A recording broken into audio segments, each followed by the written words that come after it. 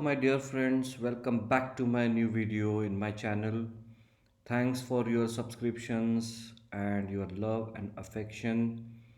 It really gives me motivation and encouragement to come out with new videos. And if you have any suggestions, uh, you may please post it and I will try and work on that.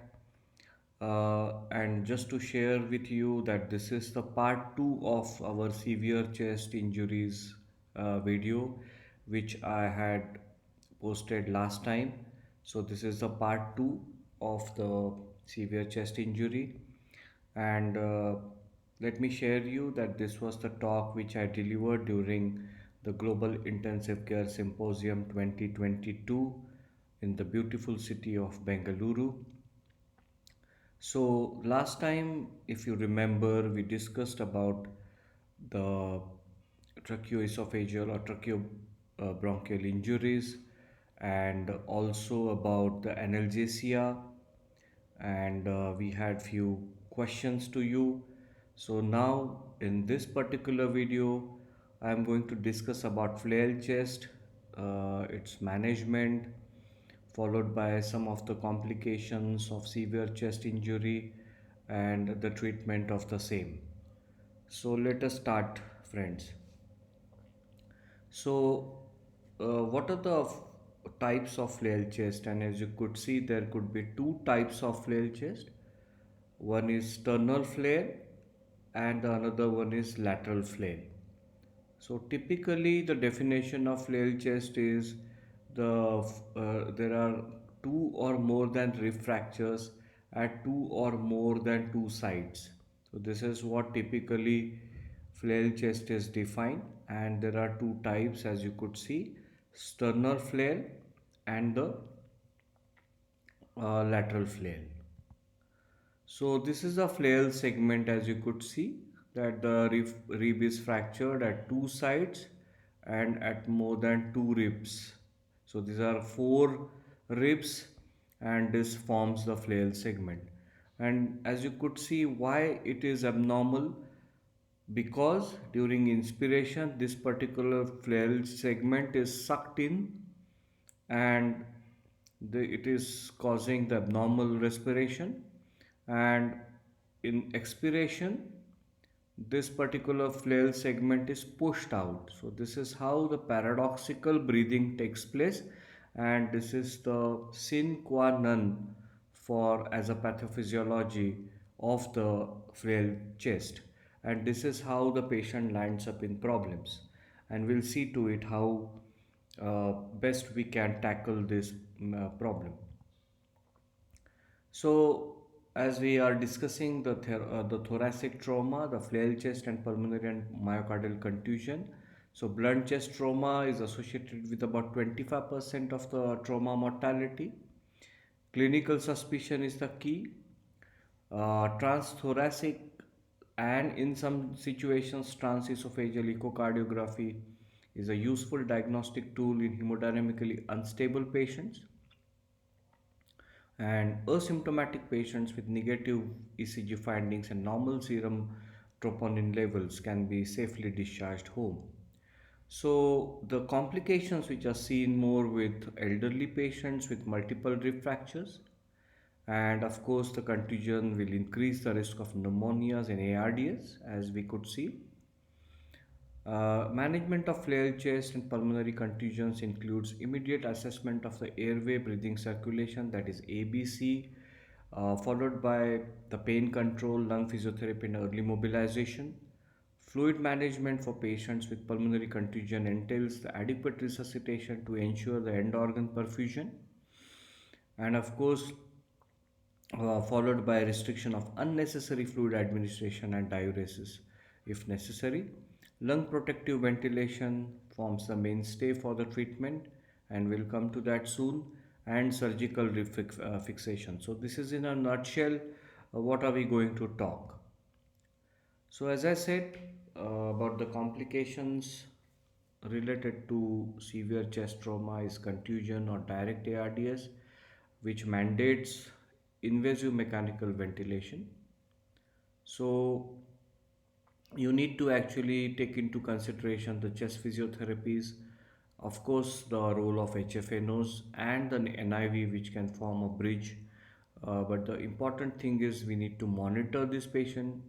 It's not that we cannot put these patients on NIV, but it's just that we need to monitor, and there are definite few of the indications which fits into NIV.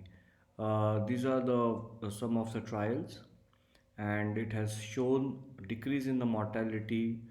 It has not shown a decrease in the mortality, and of course improvement in hypoxemia. So predominantly it is early in invasive mechanical ventilation where the treatment can be of use. So, as I said, PEEP therapy and permissive hypercapnia are contraindicated if it is associated with head injury. Of course, the patients with pneumothorax and tracheobronchial injury should be managed with low PEEP because there will be a potential risk of a leak and the wastage of the ventilation. Patients with flail chest may benefit from splinting effect of moderate levels of PEEP, and failure to wean from mechanical ventilation should raise the suspicion of fluid overload, either or diaphragmatic injury or cardiac dysfunction. So, any patient who is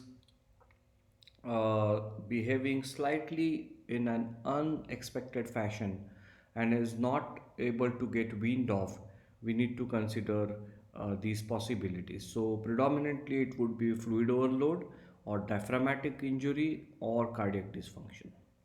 So, this is how the X ray looks like. Bilateral opacities, predominantly the parenchymal opacities, and this is the CT which shows a severe ARDS of a patient related to trauma. We should definitely consider prone position ventilation.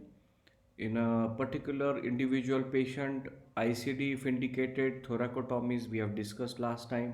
Tracheostomy actually also will help for the airway protection, and in few cases ECMO, which we will discuss soon. Of course, there can be a role of nitric oxide or partial liquid ventilation, but not as a very routine. It would be instituted in a very selective patients. Another deadly complication would be sepsis because of pneumonia, and these are the risk factors. So, a contusion which forms as a direct reason or cause for ARDS, aspiration, especially the patient having head injury, emergency intubations, shock, blood transfusions, and extrathoracic injuries. So, we need to actually uh, you know have preventive measures which can be helpful in preventing these deadly complications, and we should be always uh, kind of directed towards having preventive measures rather than curative measures. So there is definite difficulty in diagnosis, especially when the patient also has contusion. So difficulty in diagnosis of pneumonia, but yes, the patients having purulent secretions, the ETs, aspirations of bile, which will actually give an idea with the presence of organisms like Haemophilus influenza, pneumococcus, a few gram-negative organisms like E. coli, Klebsiella, Pseudomonas, and of course anaerobic organisms which would be treated with appropriate antibiotics.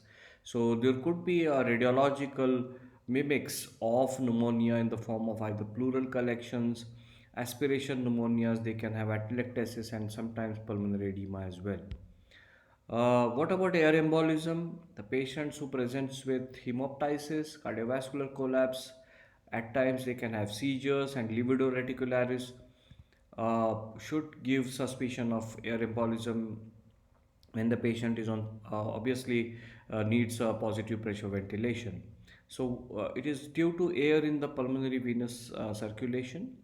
It can be seen in about 4 to 14% of thoracic trauma patients, and of course it's due to injury to the bronchus, and which will have the respiratory distress eventually.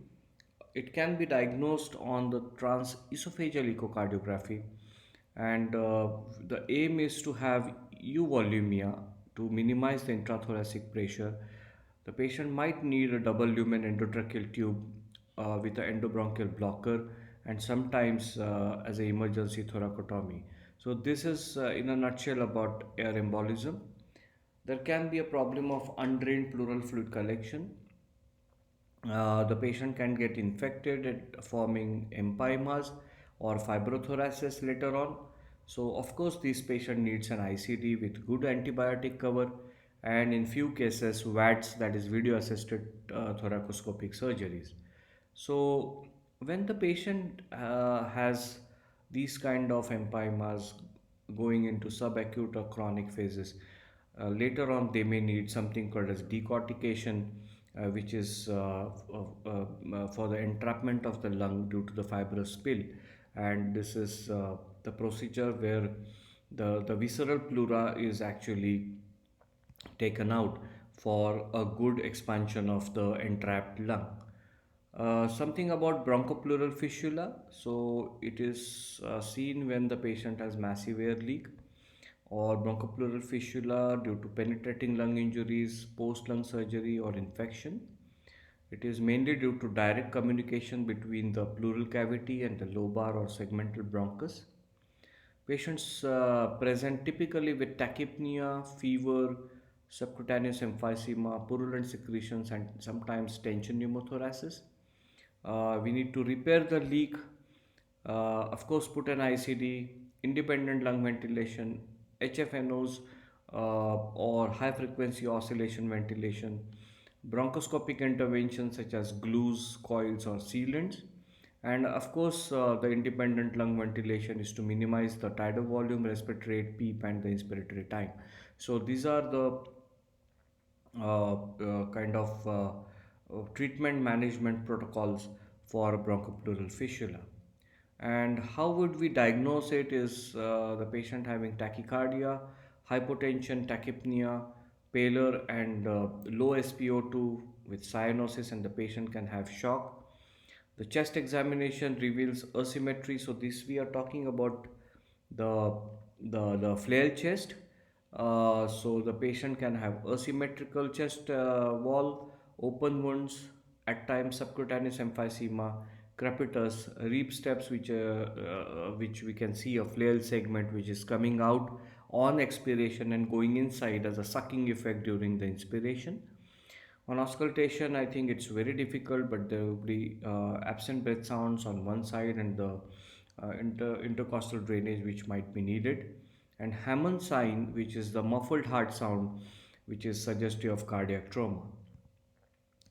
As we know, we are into the era of more and more use of sonography in ICU and, of course, in trauma. So, there's something called as a EFAST. So, this is basically the assessment, the focused assessment sonography for trauma.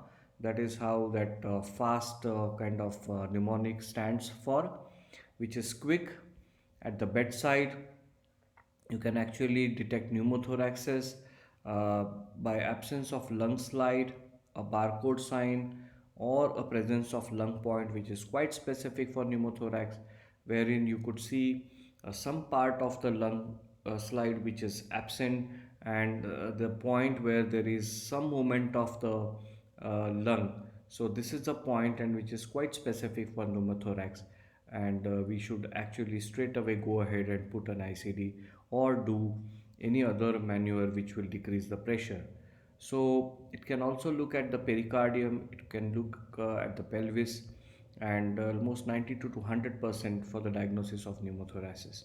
But I'm sure you should be also aware of the false negative sonography findings as far as pneumothorax is concerned. So, as you could see, radiology, a plain chest x ray can make out so many things, including the rib fractures, the flail segment, the sternal fracture, or the sternal flail. So, according to me, even if we are seeing more and more CT scans, there is still a role of a chest x ray in the present day scenario as far as trauma or blunt chest injury is concerned. For the patient who is hemodynamically stable, of course, think of a CT scan, and you could see here, you can find many of the findings. You can see that there is a surgical emphysema here, probably due to the refractures and, of course, a pneumothorax, which we can see here. There is a small anterior pneumothorax. There are definite underlying contusions, the lacerations, and even the formation of pneumatoceles, as you could see, small cystic structures which are seen inside the parenchyma. There could be bony injuries, the rib fractures, the sternal fractures, scapular fractures, and the spine also can be seen. And if there is any fracture, we can detect that. The most disastrous would be the aortic injury. And another important kind of diagnostic tool which we can use is 3D reconstruction of these images. So, in a nutshell, this is the radiography for the severe chest injury patients. And as far as the indications for the refixation is concerned, and this was a paper from Journal of Emergency and Critical Care Medicine 2018, which talks about these indications of refraction fixation. So when they are recommended in situations when we confront a blunt chest trauma with flail chest, symptomatic non-union, severe displaced rib fractures in a hemodynamically stable patient undergoing thoracotomy for another indication. So these three forms the recommendations for the indications of rib fixation.